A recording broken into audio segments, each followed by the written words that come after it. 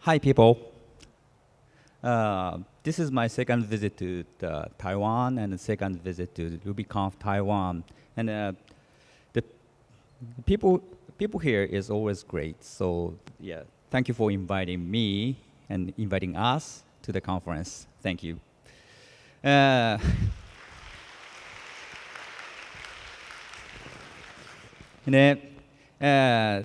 Thank you for the sponsors, thank you for the organizers, and thank you for the attendees. This is great. The conference is great. Where is? Okay.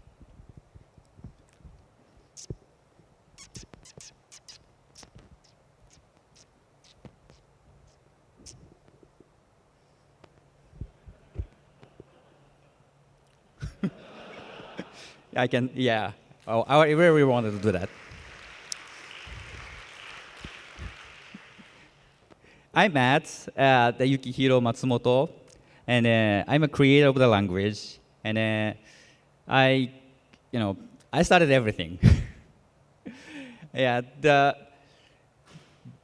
21 years ago, so I started creating the language, and then just for hobby, and somehow many people, not only Japanese, the people all over the world, liked and they loved the language, and that they started programming in the Ruby language.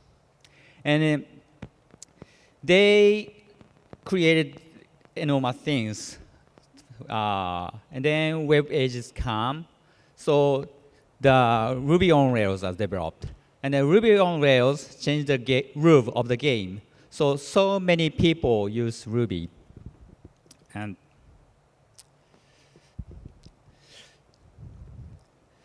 so many people use Ruby, and of course, you are using Ruby, right? This is Ruby conference. Okay, what version of Ruby are you using? What version of Ruby are you using? 1.8.7 or prior? No? Okay, this is good people. 1.9.3? No, this is great people. 2.0? Maybe? Great. 2.1? Yes, whoa. As you know that, 2.1 is the latest. So let's move forward.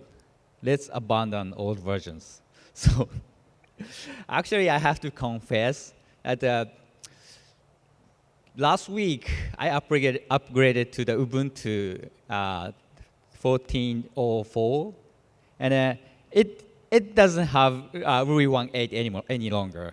So it dropped at 1.8. And somehow, my program didn't work. Some of my programs, I forgot to port some of my program to 1.9 or 2.0. So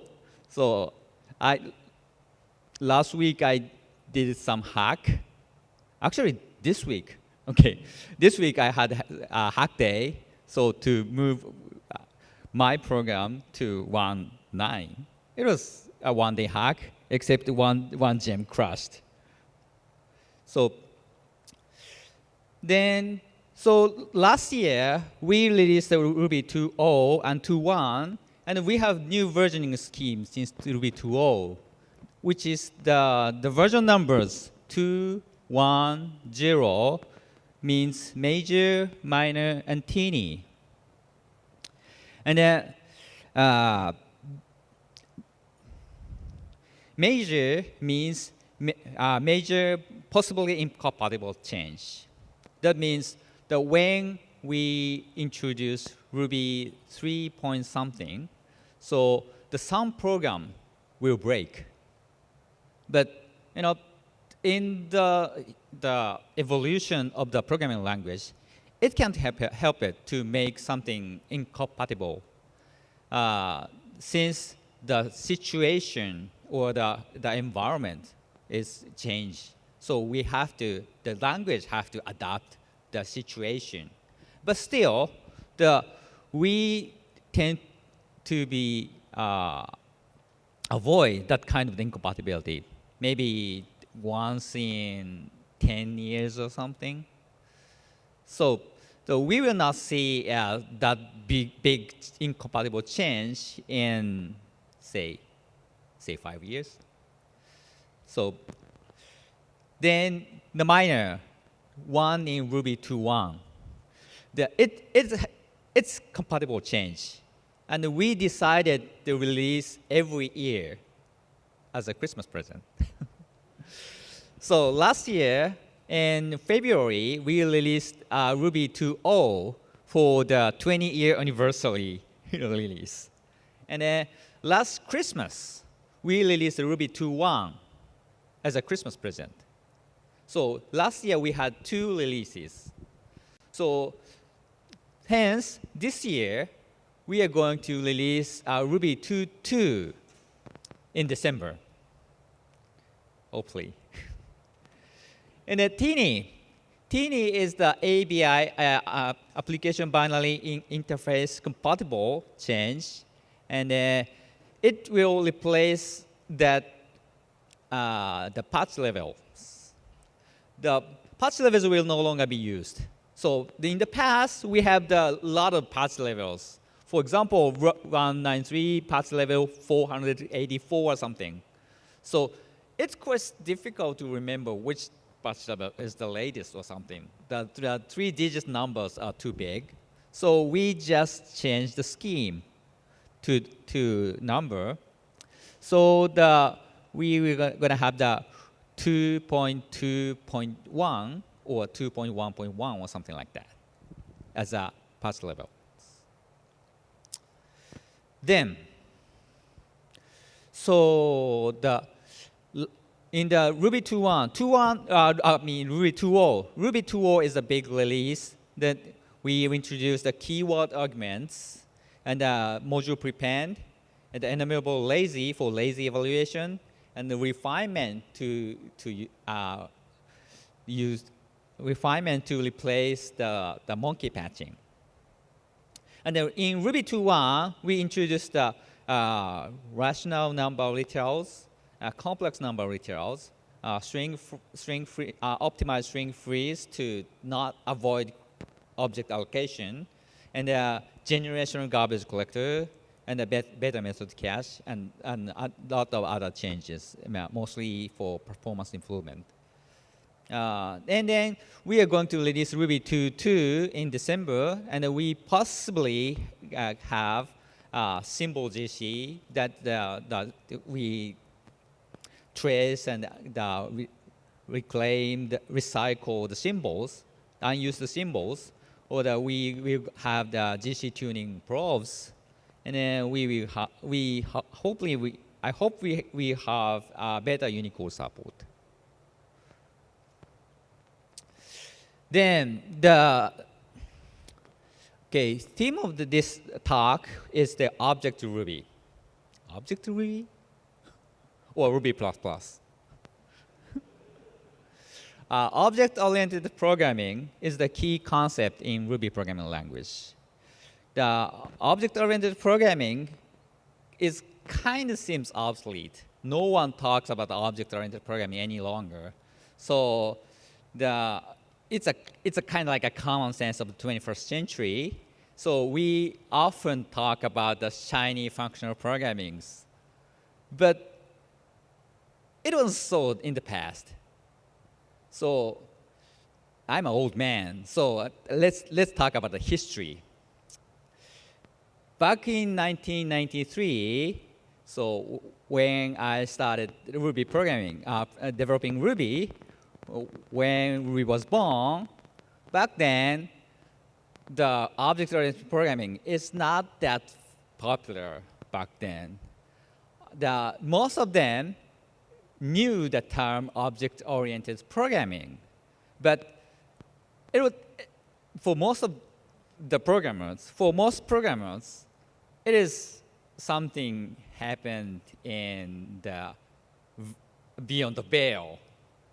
Like a object-oriented object programming is means small talk, which is used in somewhere. Most people don't see the running small talk. Or for some people, object-oriented programming means C++, in which is kind of different way of object-oriented programming. But C++ is considers to be a language for the bigger, complex systems. So the most programmers, like most casual programmers, like scripting users, object-oriented programming is no use. Back then, Perl did not have any object-oriented systems. And Python was there, but Python is not really famous at all back then. So the object-oriented scripting language is a somewhat awkward idea for most of the programmers. So I released Ruby as an object-oriented scripting language. So many people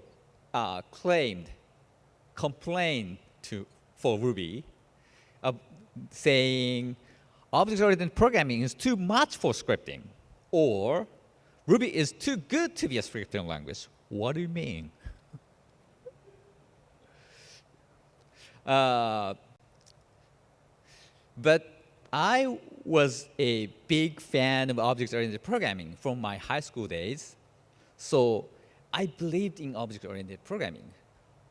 I believed that object-oriented programming, OOP, is very, very useful, even in scripting domain. So that's the primary motivation behind designing object-oriented scripting language. But I could understand what the other people believed. The scripting mean small programs, and the small programs mean simple programs. The simple program means no need to fight complexity. So no complexity means no need for object-oriented programming. Yeah, easy logic.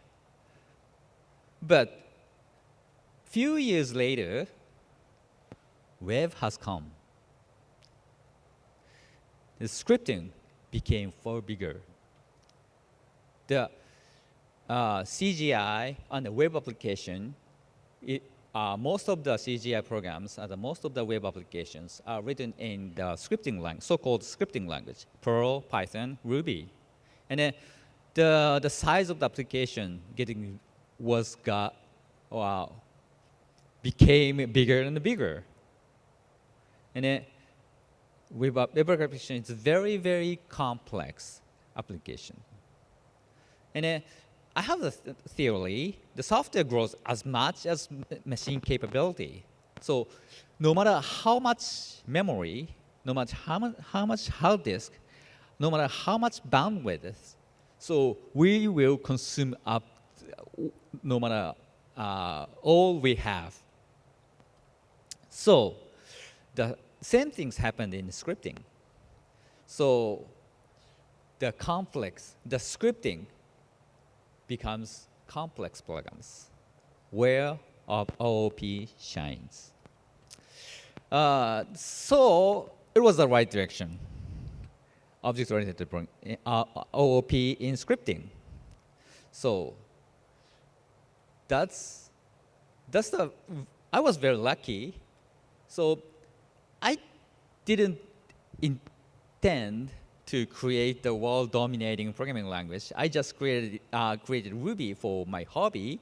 So I created Ruby to satisfy myself. But that I wanted to create great programming language, no matter how many users Ruby got. So I was lucky to design Ruby right. So I will explain how I design Ruby. So I did simple Lisp. I was a big Lisp fan as well. So, but I'm a just fan. I'm not a member of the Ruby community or something. I mean a Lisp community or something. So I took simple Lisp. I removed everything but the core. I removed the S expressions from Lisp, which is Lisp without S expression, which is nothing. Consoles, and then I added objects from Smalltalk.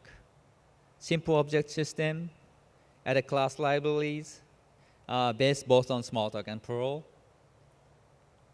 So I created a Ruby's object system that we have now. So it has inheritance. Inheritance allows us programming by difference. For example, we have host class. So we add a stripe to host class. We got Zebra. Yeah, that's simple. So we don't have to recreate the host again to create Zebra. We just add difference to the existing class. This is the programming by difference. So this is designed to avoid copying, which is following a dry principle. Don't repeat yourself. Then there's inheritance systems named single inheritance, which means the inheritance with single superclass. So in this example, the host is a superclass. Then add a stripe to create the Zebra. So Zebra is a subclass. So the Zebra only has a single superclass, host. So this is the single. The inheritance is the way to share implementation. Wait. Yeah. What? I'm confused. Yeah. Yeah.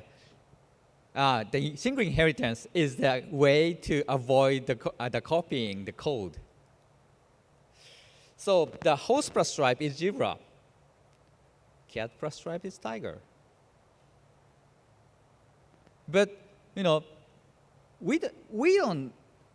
want to copy. According to the dry principle, don't repeat yourself. I don't want to copy stripes for the Zebra and Tiger. So which introduced the multiple inheritance. Inheritance is multiple superclass. So in that sense, so the host and the Zebra has two superclass, host and stripe. And Tiger has two superclass, cat and stripe. And single inheritance creates the simple tree class hierarchy. But at the same time, the single inheritance cannot share across the class, implementation across classes, like the stripe. In the pure single inheritance systems, you have to copy stripe's code, stripe attribute for Zebra and Tiger. That's not good. So multiple inheritance can share implementation across classes. So you have the second superclass to share implementation between Zebra and Tiger. But the class hierarchy, according to multiple inheritance, is no longer the tree. It's a network, and it's in other sense, it's a graph. The DAG, directed acyclic graph. So, the directed acyclic graph is not easy to comprehend. It easily can be very complex. So I don't want that kind of the complexity. I wanted simplicity of trees. So I chose single inheritance for Ruby. But the code duplication is bad. Dry is very important principle. Back then, I didn't know the term dry, though. So I created modules. The module is class-like objects, but it doesn't create any instances.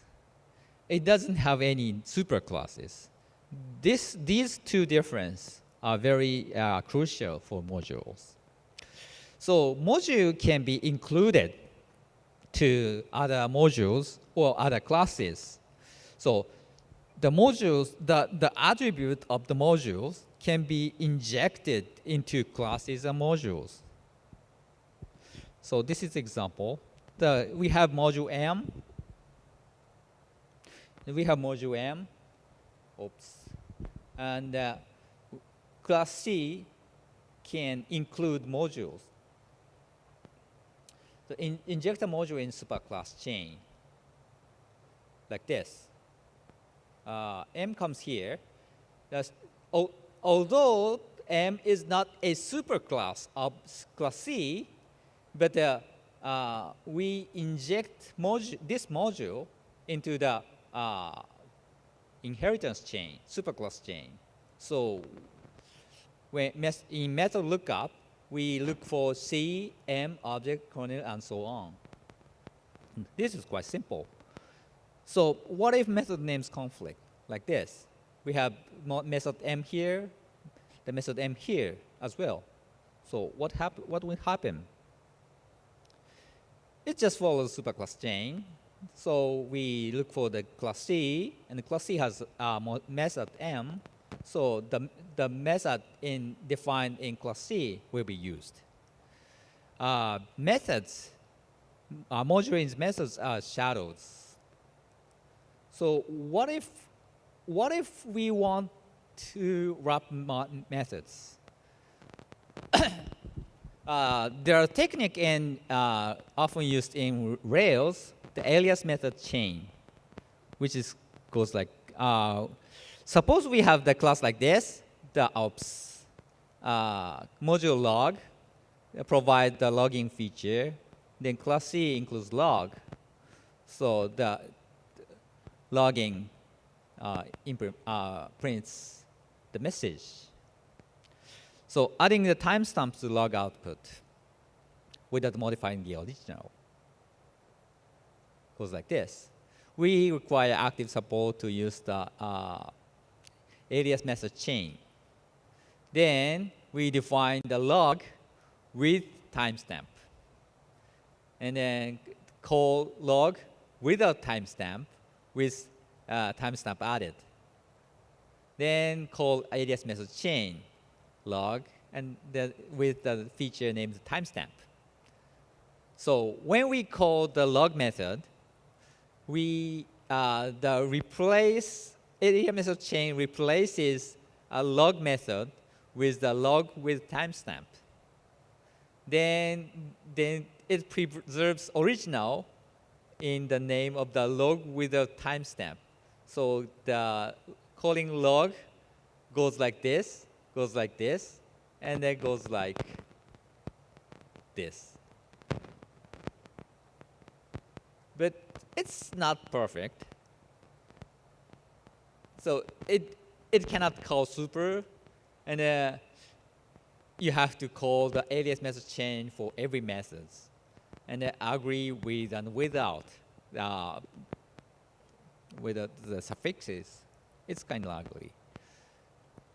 So in this case, we can use the module to decorate the existing method. To create the timed log method, then include the timed log module reopening. So the alias, the superclass chain will be like this: C timed log, object, basic object.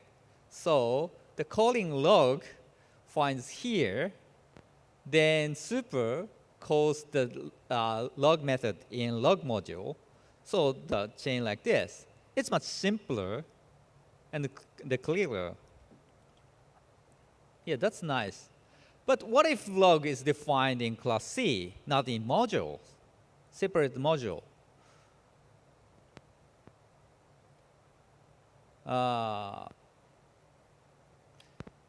Including time log goes like this. But the original method defined in C, so the original one is found here. So the decorated time log is not used at all. So it can't wrap a method in with modules. So to resolve this kind of situation, we introduced the module prepend. It's kind of like a higher priority inclusion. So module include inject a module in superclass chain after the class. So if we have two classes, two methods, C comes first, M comes next, so this one is used. So method in class shadow method in module. Yeah, method in class shadows method in module by using include. But the purpose of the include is mixing the set of features into the class, injecting attribute into class, and if we have something specific to the class, you can override that method. So the priority of the attribute of the modules are lower than the attributes defined in the class, right? But its whole purpose is sharing implementation across the class tree. So keeping simple class tree structures, the sharing implementation. But the purpose of prepend is different. Despite the fact the include and the prepend is pretty similar, but the purpose is totally different. Module prepend is to override, to wrap the existing attribute of the class. Difference is here. It prepend M to class C. The attribute injected using prepend comes before the original. So this method comes before the original. Method in prepended module shadow method in class is totally opposite of include. So the superclass chain will be like this. M's comes before C, right? Right. So prepend can be used to override existing methods. So adding restriction or assertion or logging or debugging or benchmarking. So the module prepend is kind of like a aspect-oriented programming. It's kind of like the poor man's aspect-oriented programming. So you can use module as a unit of the overriding system. So I wrote examples. This is a bit complex example. So this is how I use this example. It's okay. I wanted the benchmark the method. Like this is example 4. So the execution of the foo method roughly takes 2 seconds, just because it sleeps here for 2 seconds. Then, so I wanted to benchmark this method. So I declared that the method to benchmark to here. Then I prepared benchmarking module here. I just call foo method here. Then I can calculate the benchmarking results. So without modifying the original class, original method, you can override and write the major time of the execution of foo method. So can you imagine how to implement this kind of simple tool in few dozens of code? It goes like this. Look this. The benchmark aspect is a module to define the benchmark system. Okay, benchmark aspect provides the benchmark method, which is they create the benchmarking tables, then define method to override. Then before execution, it preserves the clock, current time, then executes the original. Then after the exit, calculate the time difference and save it to the table. Then if they wanted to calculate the benchmark result, just look up the table and says the time. It's pretty simple though.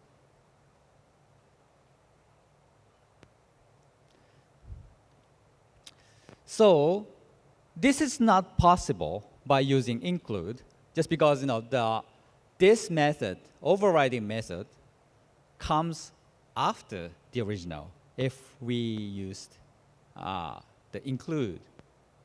But now we have prepend, so the method defined in this module, bench, comes before the original, so that you can decorate or wrap or modify the execution.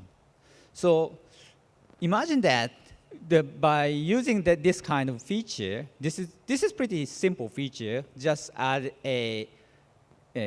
just inject a module before the original class, but you can use it in very many ways. Yeah, as I said before, so logging, debugging, benchmarking, a lot of things. So,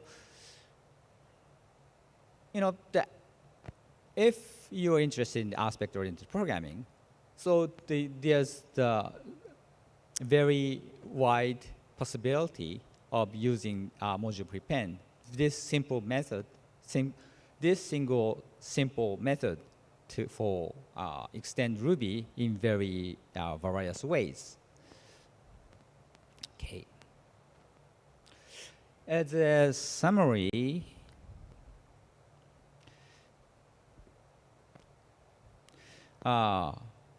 object-oriented scripting is, now common sense. But 20 years ago, it was not. So object-oriented programming in scripting is the domain we made some kind of the effort.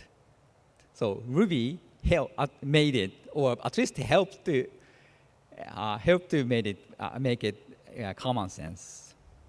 then the whole purpose, the very important purpose of the object-oriented programming and the inheritance is the following drive principle.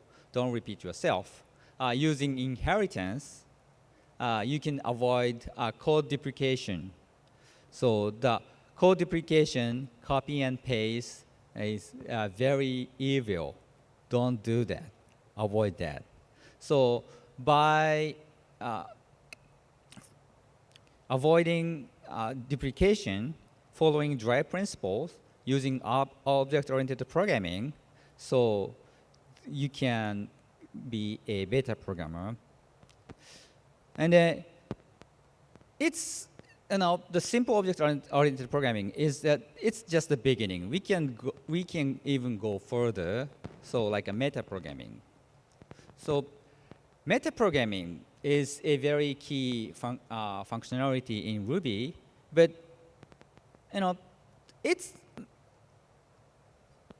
meta-programming is kind of like a Zen. So you can touch meta-programming. So meta-programming is programming.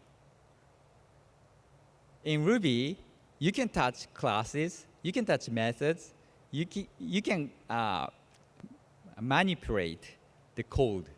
So, but since they are objects, and everything in Ruby, almost everything in Ruby are objects. So when you touch object, the manipulating object is a day-to-day programming in Ruby. And then when you touch the object that heavily related to code, it's a meta-programming. So once you understand everything in Ruby, you don't have to mind about the meta-programming. It's a kind of programming, like a breathing. And Ruby has been very influenced from functional programming. So then functional programming is very, very popular in Ruby as well. So Ruby started as an object-oriented scripting programming language, just because I was a big fan of object-oriented programming. And back then, very few people believed that the usefulness of OOP in scripting. But it turned out to be true. And it still helps a lot of people, including you. So we have to fight with a complexity and the code duplication. So Ruby helped to avoid that kind of complexity and the code duplication. That will give you a power. That will make you a better programmer. That will make you a love Ruby. And then, you can step forward by learning every corner of Ruby. So I really appreciate you people chose Ruby, and I really appreciate you create your programs in Ruby, not because of the glory, but because the fact the Ruby, my masterpiece, helped you. So I got a lot of joy, and I got a lot of satisfaction from Ruby, from creating Ruby, from using Ruby, and I really want to share that kind of good feeling, great feeling, with you and with every programmer all over the world. So that's my primary motivation. So no matter I don't care who uses Ruby or who uses Python, PHP, or Java or somewhat. I don't care. But if my masterpiece and then, or the something that which is influenced from Ruby helped other programmers, other fellow programmers, fellow human beings, there's anybody on the planet. So that is my greatest joy. So thank you for using Ruby, and thank you for coming, and thank you for great conference. Thank you.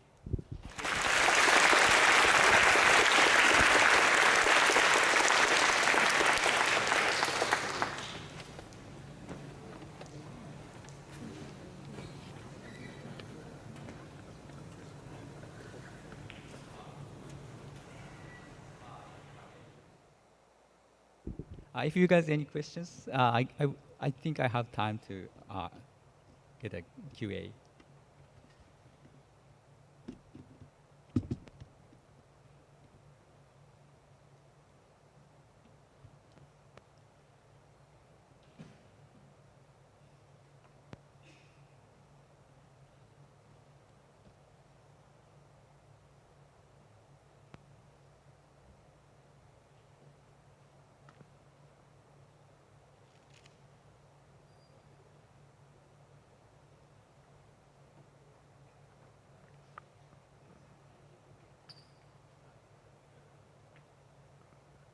Hello. Okay. Yeah, Mats, thanks very much for coming. This is Kai Faber from Germany. I have a question about Rails. Rails. You asked me about Rails. Yeah. Because, I mean, Ruby is kind of connected to Rails, and I think in Rails, with Active Record, many people base their business logic on this Active Record object. And do you have a concept or idea on how to use more plain old Ruby objects in Rails, or how to make this architecture better? So I don't know. Did you understand what I'm saying? I mean, with Active Record, you're dependent on this one object, although you could use the power of the plain old Ruby objects, which would be a lot better in my perspective. Yeah, I consider Ruby as a kind of material for the programming. So on top of Ruby, so you can do anything. So I really encourage users to abuse every bit of Ruby. And if someone finds some holes and bugs in Ruby, so we are welcome. We are welcome to fix. So so Rails should use more of the Ruby object systems also. Did I answer your question? Yeah, thanks very much.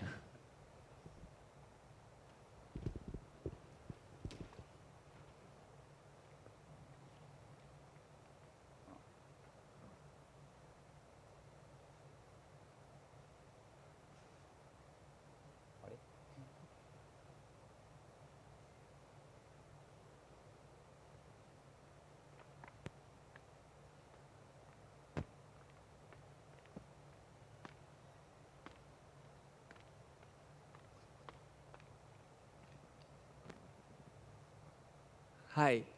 Hi. Hi, I'm here. So thank you for your talk.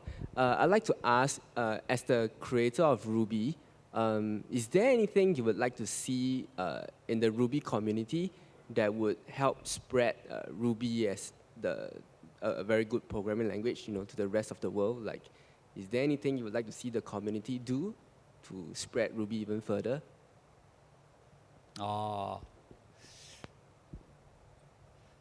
So there's a lot of obstacles, not technical, but some kind of the psychological or political barrier to adopt the proper technology. So like, we are big companies, we have to use Java or something like that. But, I don't like that. So I don't like to see that kind of situation to prevent Ruby or any other proper technology to be adapted. So I really want to, enlighten people to be actually the business people or the executive people to be enlightened to choose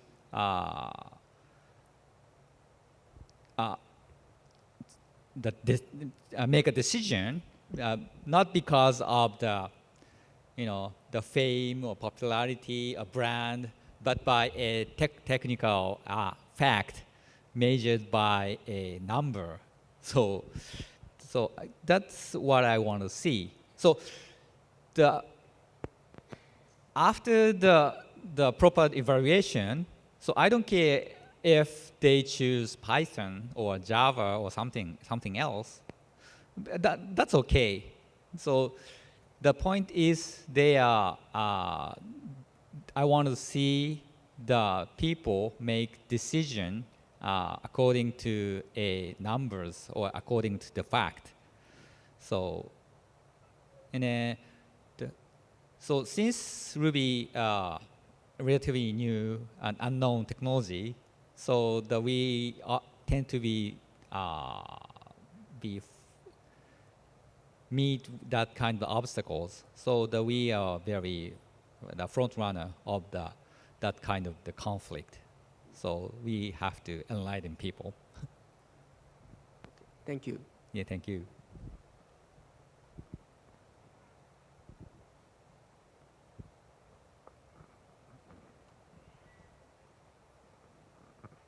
Thank you, Max. Last year, you're working on mRuby. Now, mRuby have released 1.0, and Ruby is 20 years old. Now, do you have any plan what you're working on next? Or what are you working on now? What's gonna be next? I don't know. I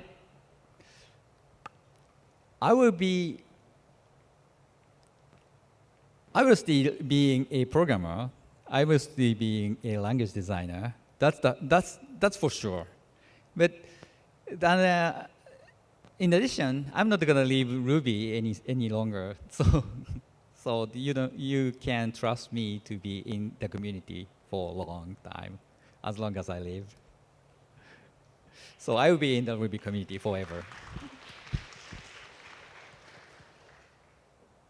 So yeah, I'm working on mRuby. I created mRuby 2 years ago, and I released it in open source in 2 years ago, and I'm still working on it. So I'm doing, as a programmer, I spend most of the time on mRuby, and as a language designer, I mostly spend my time in making decision. So luckily we have a lot of the great programmer for the C Ruby core developers, like Koichi there and Nobu back in Japan, and many other people. So I no longer have to work for C Ruby programmer.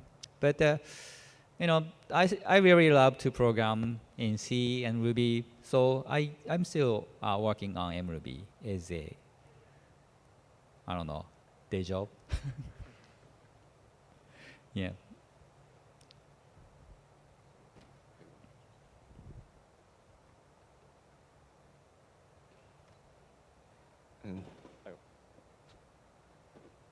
Hello.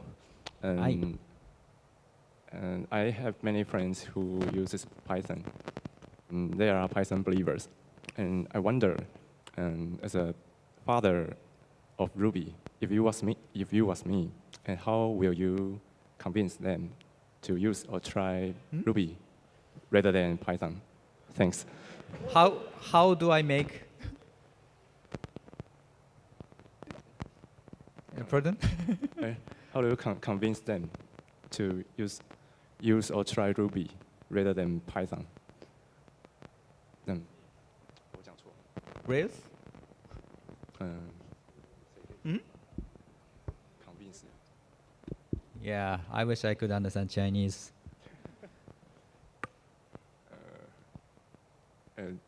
Should I repeat again? Yeah, I'm sorry. No, as the father of Ruby, if As you a father was of me, Ruby, yes. If you was me, and Mm. how will you convince my friends who uses Python to use Ruby or try Ruby? Yeah, that's my question. How should I answer? Yeah, Python is a great language, and Guido is a great guy, and yeah, but Ruby is superior.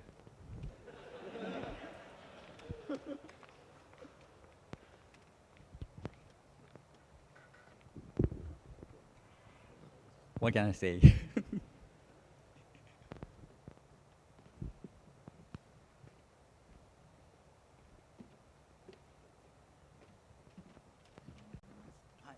Yeah, it's about the time. Thank you for coming, and thank you for the listening. Thank you.